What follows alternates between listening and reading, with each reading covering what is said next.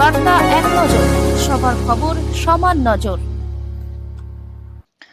দক্ষিণ চব্বিশ পরগনা বজবজ বিধানসভা কেন্দ্রের পূজালী পৌরসভার অন্তর্গত পূজালী রামচন্দ্রপুর দাসপাড়া বাণী বন্দনা সরস্বতী পুজো আমরা সবাই ক্লাব অ্যান্ড লাইব্রেরি এবছরে 36তম বর্ষে পদার্পণ করল।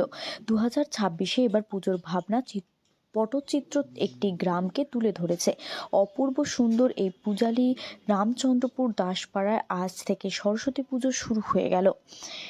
এলাকার মানুষেরা ভিড় জমিয়েছে। খুব সুন্দর চিত্র যিনি ফুটিয়ে তুলেছেন সুষমা চিত্রকর এবং প্রতিমা শিল্পী গোবিন্দ পাল, ক্লাবের সভাপতি গৌতম দাস, সম্পাদক আশিস দাস, কোষাধ্যক্ষ সুরজিৎ ব্যানার্জি ও সঞ্জয় দাস এবং পুজো কমিটির সেক্রেটারি সংগ্রাম সিংহ উনি বক্তব্য রেখেছেন।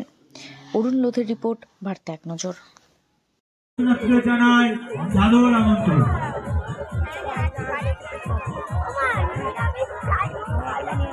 সরস্বতী পুজো উপলক্ষে প্রতি বছরের ন্যায়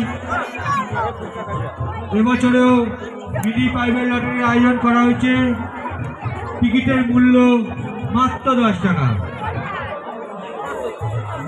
যারা যারা এখনো পর্যন্ত আমরা এসে পৌঁছেছি দক্ষিণ চব্বিশ পরগনা জেলার পূজালী পৌরসভার রামচন্দ্রপুর দাসপাড়া।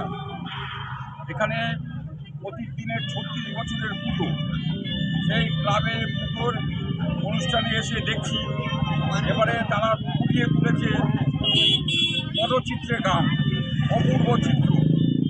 এই ক্লাবের সম্পাদক ওনার থেকে জেনে নিতে চাইছি। দাদা, নমস্কার। এত সুন্দর চিন্তা ভাবনা, এই যে পটচিত্রে গান, এটাকে কেন বেছে নিলেন? আপনি একজন সম্পাদক হয়ে ক্লাবের। এটা আমাদের যে এইবারে আর্ট যে হচ্ছে, এটা আর্ট হচ্ছে পেংলা আর্ট। এটা বাংলার মাটির অনেক পুরাতন আর্ট। এই আর্টটা আস্তে আস্তে করে মার্কেট থেকে আর আস্তে আস্তে করে সংস্কৃতিকে তো চলে যাচ্ছে। আমরা এই পেংলা আর্টকে এখানে এনেছি। আমাদের সরস্বতী পূজা, আমরা সবাই ক্লাবের যে সরস্বতী পূজা আছে এখানে এনেছি বলে এই যে পুরাতন সংস্কৃতি আছে বাংলার, এই সংস্কৃতিকে বাঁচানোর জন্য এই পেংলা আর্টটা আমরা এইবার আমাদের পুজো মধ্যে আমরা এনেছি।